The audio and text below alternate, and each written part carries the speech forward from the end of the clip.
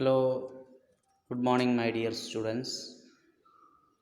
കഴിഞ്ഞ ക്ലാസ്സിൽ നമ്മൾ ഡിഫറെൻറ്റ് പേഴ്സ്പെക്റ്റീവ് ഓഫ് നറേഷൻ എന്നതിനെക്കുറിച്ചാണ് പറഞ്ഞുകൊണ്ടിരുന്നത്. അതിൽ പല റൈറ്റേഴ്സിനും പറഞ്ഞു. അവസാനമായി പറഞ്ഞ റൈറ്ററാണ് ചിൻവ അച്ചീവ്, നൈജീരിയൻ റൈറ്ററാണ്, നോബൽ പ്രൈസ് വിന്നറാണ്. അദ്ദേഹത്തിൻ്റെ ഇഗ്ബോ കൾച്ചറിനെ കുറിച്ചിട്ട്, അതുപോലെ അദ്ദേഹത്തിൻ്റെ സമൂഹത്തിൻ്റെ സംസ്കാരത്തെക്കുറിച്ചും അത് ബ്രിട്ടീഷ് സംസ്കാരത്തിന് എത്രത്തോളം എതിരാണ്, അതിൻ്റെ ഒരു കോൺഫ്ലിക്റ്റ് ആണ് ഇതിൽ വരെ പറഞ്ഞിരുന്നത്. അതുപോലെ തന്നെ അദ്ദേഹം ഡിഫറെൻറ്റ് പേഴ്സ്പെക്റ്റീവ് ഓഫ് നറേഷനാണ് അദ്ദേഹത്തിൻ്റെ വർക്കിൽ ഉപയോഗിച്ചിരിക്കുന്നത്. The novelist wants to portray the Igbo society as objectively as possible, and hence he allows the perspectives of minor characters. Even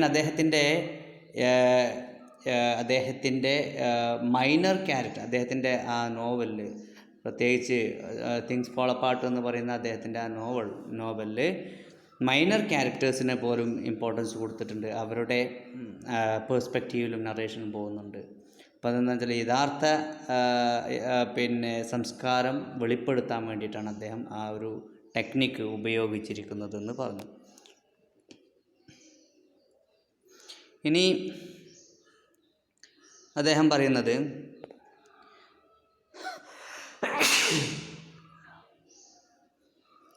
novels given their magnitude and character diversity, we may say with ഭക്തിനെ കുറിച്ച് പറയാം, are inherently polyphonic in character. അദ്ദേഹത്തിൻ്റെ narration എന്ന് പറയുന്നത് പോളിഫോണിക്കാണ്. നമ്മൾ നേരത്തെ പറഞ്ഞ പോളിഫോണിക് എന്ന് പറഞ്ഞാൽ മെനി വോയിസ്ഡ് എന്നാണ്. Unlike the epic which presents a more homogeneous world view. However, a text may also employ the technique of polyphony more overtly.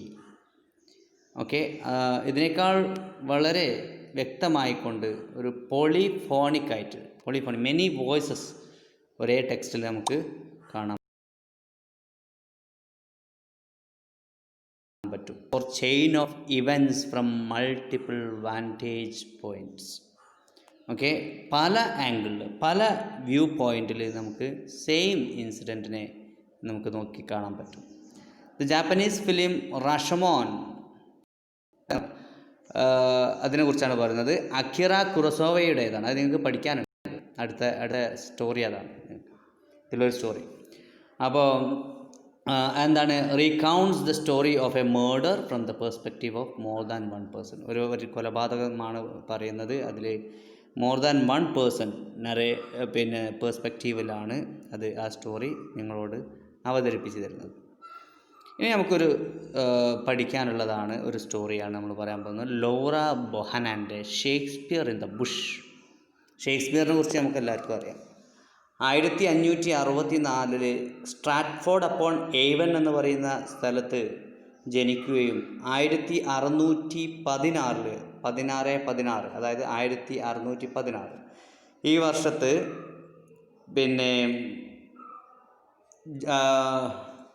April 23 ജനിക്കുകയും മരിക്കുകയും ചെയ്ത അദ്ദേഹത്തിൻ്റെ ജന്മദിനമായ ഏപ്രിൽ 23 വേൾഡ് ബുക്ക് ഡേ ആയിട്ട് ആചരിക്കുന്നു.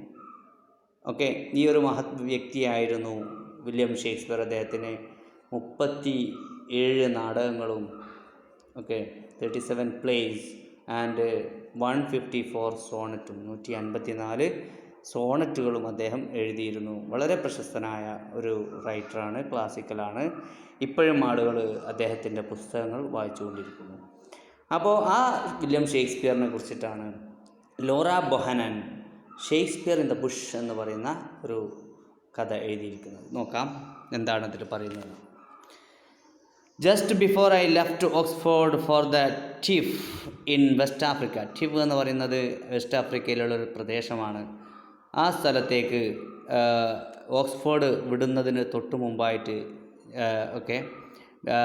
Just before I left Oxford for the Tiv in West Africa. ഞാൻ ടിവിലേക്ക് ഓക്സ്ഫോർഡിൽ നിന്ന് പോകുന്നതിന് തൊട്ട് മുമ്പായിട്ട് conversation turned to the season at Stratford. അപ്പോൾ സ്ട്രാറ്റ്ഫോർഡ് എന്ന് പറയുന്ന സ്ഥലത്തെ ഒരു കാലാവസ്ഥയെക്കുറിച്ച്, സീസണെ കുറിച്ചിട്ട്, സീസൺസ് എന്ന് പറഞ്ഞാൽ 4 സീസൺസ് ആണുള്ളത്, സ്പ്രിങ്, സമ്മർ, ഓട്ടം, വിൻ്റർ എന്ന് പറയുന്നത്. അപ്പോൾ അതിനെക്കുറിച്ച് ഞങ്ങൾ ചർച്ച ചെയ്യാൻ ഇടയായി. You Americans said a friend. അപ്പോൾ ഇദ്ദേഹം ഈ ലോറ ബൊഹാനൻ എന്ന് പറയുന്ന അമേരിക്കനാണ്. അപ്പോൾ അദ്ദേഹത്തോട് ഒരു ഫ്രണ്ട് പറയാണ്, നിങ്ങൾ Americans open have difficulty with Shakespeare. നിങ്ങൾക്ക് ഷേക്സ്പിയർ ഒന്നും അത്ര അങ്ങോട്ട് പിടിക്കൂല, കാരണം ഷേക്സ്പിയർ ബ്രിട്ടീഷാണല്ലോ. നിങ്ങൾ അമേരിക്കക്കാർക്ക് ചിലപ്പോൾ ഷേക്സ്പിയറിനൊന്നും അങ്ങനെ പിടിച്ചോളണമെന്നില്ല എന്ന്. He was after all a very English poet and one can easily misinterpret the universal by understanding the particular. Okay, യഥാർത്ഥത്തിൽ അദ്ദേഹം ആരായിരുന്നു? എ വെരി ഇംഗ്ലീഷ് കവിയായിരുന്നു, ഒരു ഇംഗ്ലീഷ് കവിയായിരുന്നു. And one can easily misinterpret the universal by misunderstanding the particular എന്നാണ്. Okay, അതായത് ഒരു വെറും ഒരു പ്രത്യേക കാര്യത്തെ തെറ്റിദ്ധരിച്ചുകൊണ്ട് അത് സാർവത്രികമാണെന്ന് പറഞ്ഞുകൊണ്ട്, അതായത് എല്ലാവരും ചെയ്യുന്ന കാര്യമാണെന്ന് പറയാൻ ആളുകൾ ചിലപ്പം അങ്ങനെ ചെയ്യാറുണ്ട്. കാരണം എന്താ വെച്ചാൽ, ഏതെങ്കിലും ചില ആളുകൾ ചെയ്യുന്ന കാര്യത്തിന് എല്ലാവരെയും കൂടി പഴിക്കരുത്. വില്യം ഷേക്സ്പിയറിനെ ഏതെങ്കിലും ഒരു വ്യക്തി ഇഷ്ടമില്ല എന്ന് പറഞ്ഞതിന് അമേരിക്കക്കാർക്ക് മൊത്തം വില്യം ഷേക്സ്പിയറിനോട് എതിരാണെന്ന് പറയാൻ പാടില്ല എന്ന് അദ്ദേഹം പറയാം. I protested that human nature is pretty much the same the whole world over. അപ്പോൾ ഞാൻ അദ്ദേഹത്തോട് പറഞ്ഞു, ഈ ലോകത്ത് മുഴുവൻ മനുഷ്യൻ്റെ സ്വഭാവം എന്ന് പറയുന്നത് ഏകദേശം സെയിമാണ്. At least the general plot and motivation of the greater tragedies would always be clear. അതിന് അറ്റ്ലീസ്റ്റ് അതിൻ്റെ പൊതുവായിട്ടുള്ള ഒരു കഥ, okay, and motivation of the great tragedies, അതുപോലെ തന്നെ വലിയ സംഭവങ്ങൾക്ക് ആധാരമായിട്ടുള്ള ചില പ്രചോദനങ്ങൾ, അത് നമുക്ക് വ്യക്തമാവും. എല്ലായിടത്തും ആരെങ്കിലും വലിയ സംഭവങ്ങൾ ചെയ്തിട്ടുണ്ടെങ്കിൽ അത് ചെയ്യാൻ പ്രേരിപ്പിച്ചത് എന്താണെന്നുള്ളത് നമുക്ക് എല്ലായിടത്തും വ്യക്തമാണ്. Although some details of custom might have to be explained and difficulties of translation might produce other slight changes. അതാണ് some details of custom might have to be explained. ചില രീതികൾ തീർച്ചയായിട്ടും നമുക്ക് വിവരിക്കേണ്ടതാണ്. And difficulties of translation might produce other slight changes. അതുപോലെ തന്നെ എല്ലാ സംഭവങ്ങളും ഒരു ഭാഷയിൽ നിന്ന് മറ്റൊരു ഭാഷയിലേക്ക് അതേപോലെ തന്നെ അങ്ങോട്ട് മാറ്റാൻ കഴിഞ്ഞോളുന്നില്ല. അപ്പോൾ അതിൻ്റെ ഒരു പ്രശ്നങ്ങൾ നമുക്ക് നേരിടാം. To end an argument we could not conclude. My friend gave me a copy of Hamlet to study in the African bush. Okay, ഏതായാലും വേണ്ടില്ല, ഞങ്ങളങ്ങനെ ചെറിയൊരു വാഗ്വാദത്തിൽ ഏർപ്പെട്ടു. അങ്ങനെ ആ സുഹൃത്ത് എന്ത് ചെയ്തു? ഹാംലെറ്റ് എന്ന് പറയുന്നത് വില്യം ഷേക്സ്പിയറിൻ്റെ ഏറ്റവും ഒരു നല്ല ക്ലാസിക്കലായിട്ടുള്ളൊരു നാടകമാണ്. അപ്പോൾ ഈ നാടകത്തിൻ്റെ ഒരു കോപ്പി വില്യം ഷേക്സ്പിയർ എഴുതിയ നാടകത്തിൻ്റെ ഒരു കോപ്പി, ഹാംലെറ്റ് എന്ന് പറയുന്ന നാടകത്തിൻ്റെ ഒരു കോപ്പി അദ്ദേഹം എൻ്റെ കയ്യിൽ തന്നു. എന്നിട്ട് ആഫ്രിക്കൻ ബുഷിൽ പോയിട്ട് വായിച്ചോളൂ എന്ന് പറയാം. It would he hoped lift my mind above its primitive surroundings. അപ്പോൾ അദ്ദേഹം പറഞ്ഞു, നിൻ്റെ ആ ഒരു മനസ്സിൻ്റെ ആ ഒരു നാരോനെസ്, ആ ഒരു ഇടുങ്ങിയ ചിന്താഗതി ഒന്ന് മാറിക്കിട്ടും, വിശാല മനസ്സാവും എന്ന് പറയുന്നത്. And possibly I might by prolonged meditation achieve the grace of correct interpretation. Okay, അപ്പോൾ അങ്ങനെ ഞാൻ എന്ത് ചെയ്യും? അതിനുള്ള ഒരു യഥാർത്ഥ വിവരണം ഞാൻ നേടിയെടുക്കും എന്ന് പറയാം. It was my second field trip to that African tribe. ഞാനിത് ആദ്യമായിട്ടല്ല ആഫ്രിക്കൻ പ്രദേശത്തേക്ക് ഇവോ അല്ലേ, ആ പ്രദേശത്തേക്ക് ഞാൻ ടിവാണ് കേട്ടോ, ടിവ്. ആ പ്രദേശത്തേക്ക് ഞാൻ ഇതാദ്യമായിട്ടല്ല പോകുന്നത്, ഇത് രണ്ടാമത്തെ പ്രാവശ്യമാണ്. And I thought myself ready to live in one of its remote sections. എന്നിട്ട് അതിലുള്ള ഏറ്റവും വളരെ ദൂരെയുള്ള റിമോട്ടായിട്ടുള്ള ഒരു സ്ഥലത്ത് താമസിക്കാനും ഞാൻ റെഡിയായിരുന്നു. Okay, an area difficult to cross even on foot. നടന്നു പോകാനും വളരെ പ്രയാസകരമാണ് അവിടേക്ക്. I eventually settled on the hillock of a very knowledgeable old man. അങ്ങനെ ഞാൻ എന്ത് ചെയ്തു? I eventually settled on the hillock of a very knowledgeable old man. ഒരു വളരെ അറിവുള്ള ആ വൃദ്ധനായ മനുഷ്യൻ്റെ ആ ഒരു സ്ഥലത്ത് ഞാൻ അവിടെ നിന്നു. ആ ഒരു ഹിലോക്ക് എന്ന് പറയുമ്പം ശരിക്കും ഒരു കുന്നും പ്രദേശമാണ്. The head of a homestead of some 140 people. ശരിക്ക് അവിടെ ഒരു 10-40 ആൾക്കാരുണ്ട്. ഒരു ആഫ്രിക്കൻ പ്രദേശം, ടിവ് എന്ന് പറഞ്ഞ പ്രദേശമാണ്. അപ്പോൾ 10-40 ആൾക്കാരുണ്ട്. അതിലുള്ള ഒരു ലീഡറാണ് ഈ ഓൾഡ് മാൻ. അയാളുടെ ഒരു കുന്നും പ്രദേശമുണ്ട്. അപ്പോൾ ഞാൻ അവിടെ നിന്നു. ഓക്കെ, അങ്ങനെ അദ്ദേഹം ഒരു ട്രിപ്പ്, ഓക്സ്ഫോർഡിൽ നിന്നാണ് ഈ ട്രിപ്പ് പോകുന്നത്. All of whom were either his close relative or their wives and children. Okay, ഈ ആളുകൾ 10-40 ആൾക്കാരുണ്ടെന്ന് പറഞ്ഞല്ലോ. ഈ ആളുകൾ ഒന്നുകിൽ ആ വൃദ്ധൻ്റെ ക്ലോസ് റിലേറ്റീവ്സ് ആയിരിക്കും, അല്ലെങ്കിൽ അവൻ്റെ മക്കളുടെ ഭാര്യമാർ, കുട്ടികൾ, ഇവരൊക്കെ ആയിരിക്കും. ഏതായാലും വേണ്ടില്ല, ചെറിയൊരു കോളനി പോലെയാണ്. Like the other elders of the vicinity, the old man spend most of his time performing ceremonies seldom seen these days in the more accessible parts of the tribe. ചില സെറിമണീസ്, ചില കാര്യങ്ങളൊക്കെ ഇദ്ദേഹം, ഈ വൃദ്ധനായ മനുഷ്യന് അവിടെ നിന്ന് ഇങ്ങനെ ചെയ്യുന്നത് ഞാൻ ശ്രദ്ധിച്ചു. ചില സെറിമണീസ് എന്ന് പറഞ്ഞാൽ ആചാരങ്ങളാണ്. ഈ ആചാരങ്ങൾ, ചില ആചാരങ്ങളൊക്കെ ഇങ്ങനെ ചെയ്യും. അപ്പോൾ നമുക്കറിയാം, ആഫ്രിക്കയിലൊക്കെ പോയിട്ടുണ്ടെങ്കിൽ പല ആചാരങ്ങളൊക്കെ ഉണ്ടാവും. ഈ ആഫ്രിക്കൻ്റെ ഉൾപ്രദേശങ്ങളിലൊന്നും ധൈര്യമായിട്ട് പോകാനും പറ്റില്ല. കാരണം അവിടെ നരഭോജികളുണ്ടാവും. നരഭോജികൾ അറിയാം, മനുഷ്യനെ തിന്നുന്ന ആൾക്കാരാണ്. അപ്പോൾ ഇങ്ങനെയുള്ള ആളുകളൊക്കെ ഉണ്ടാവും. അപ്പോൾ ഇവിടെ ഇയാൾ എങ്ങനെയാണെന്ന് പറയാൻ പറ്റില്ല. ഏതായാലും ഇയാൾ പോയിട്ടുണ്ട്. ചിലപ്പോൾ തിരിച്ചു വരുമെന്നുള്ളതൊക്കെ നമുക്ക് നോക്കാം. അങ്ങനെ ഇയാൾ അവിടെ സെറ്റിലായി.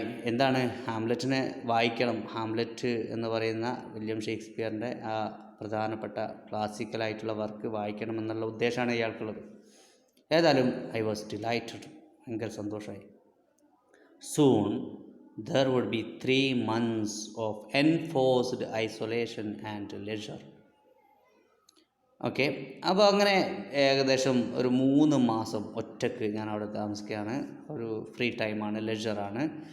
Between the harvest that takes place just before the rising of the swamps and the clearing of new farms when the water goes down. അപ്പോൾ അവിടുത്തെ സീസൺ എന്ന് പറഞ്ഞാൽ എന്താണ്? ഹാർവസ്റ്റിന് തൊട്ട് മുമ്പുള്ളതാണ്. ഓക്കെ, ആ ഹാർവസ്റ്റ് കഴിഞ്ഞാൽ അവരെന്താ ചെയ്യുക? നേരെ പുതിയ വിള ഇറക്കും.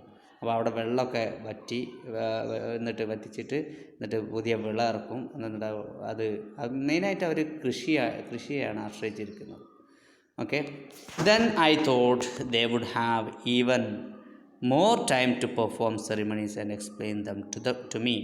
അപ്പോൾ ഏതായാലും അവരൊക്കെ ആ ഒരു തിരക്കിലാണ്. അപ്പം ഇദ്ദേഹം വിചാരിച്ച ഹാർവസ്റ്റിന് തൊട്ട് ശേഷം ഇദ്ദേഹത്തിന് ആ ആളുകൾ ഇവിടെ വന്നിട്ട് അവരുടെ ആ ഒരു ആചാരങ്ങളൊക്കെ കുറിച്ചിട്ട് അവർ പറയുമായിരിക്കുമെന്നൊക്കെ ഇദ്ദേഹം വിചാരിച്ചു. I was quite mistaken. പക്ഷേ ഇദ്ദേഹത്തിന് തെറ്റുപറ്റി. Most of the ceremonies demanded the presence of elders from several homesteads. അപ്പോൾ എന്താണെന്ന് വെച്ചാൽ ഓരോ ആചാരങ്ങളും അവർ ചെയ്യുന്ന സമയത്ത് അവർക്ക് ഒറ്റക്കത് ചെയ്യാൻ പറ്റില്ല. ഒരുപാട് തലവന്മാരുണ്ടാവുമല്ലോ. ഇത്തരം ഗ്രാമത്തലവന്മാർ ഒരുപാട് വന്നാൽ മാത്രമേ ഇവർക്ക് ചില ബഹുഭൂരിപക്ഷം ആചാരങ്ങളും ചെയ്യാൻ പറ്റുള്ളൂ. As the swamps rose the old men found it too difficult to walk from one homestead to the next. എന്താ അവിടെ ഒരു തടസ്സം ഉണ്ടായിരുന്നത്? എന്താണ് സ്വാംസ് എന്ന് പറഞ്ഞിട്ടുണ്ടെങ്കിൽ ഈ ചളിപ്രദേശമാണ്. ചളി ഇങ്ങനെ കൂടിയതിനനുസരിച്ച് ഒരു ഹോംസ്റ്റഡിൽ നിന്ന്, ഒരു വീട്ടിൽ നിന്ന് മറ്റൊരു വീട്ടിലേക്ക് പോവാൻ ഈ വൃദ്ധന്മാർക്ക് സാധിച്ചിരുന്നില്ല.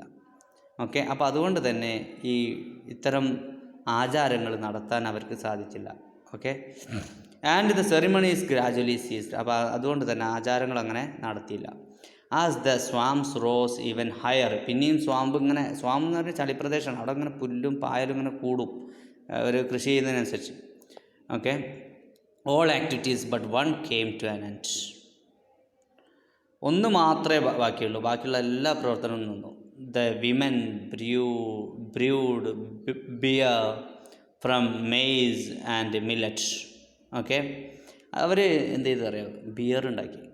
മെയ്സ് എന്ന് പറഞ്ഞിട്ടുണ്ടെങ്കിൽ ഈ ഇതില്ല, നെല്ല് അതുപോലെ ചോളം, ഈ മില്ലറ്റ്, ഓക്കെ, ഈ സാധനത്തിൽ നിന്ന് അവർ ബിയർ, കള്ളല്ല, എന്താ പറയുക, ആൽക്കഹോൾ ഇല്ലാത്ത മദ്യം അല്ലേ, ആ സാധനം ഉണ്ടാക്കി. Women and children sat on their hillocks and drank it. അതെന്താ, വെറും ഇവിടെ ജെൻസ് മാത്രമല്ല കുടിക്കുക, അവിടെ ആണുങ്ങളും പെണ്ണുങ്ങളും കുട്ടികളും എല്ലാവരും കൂടിയിട്ട് ആ ബിയർ കുടിക്കും. People began to drink at down.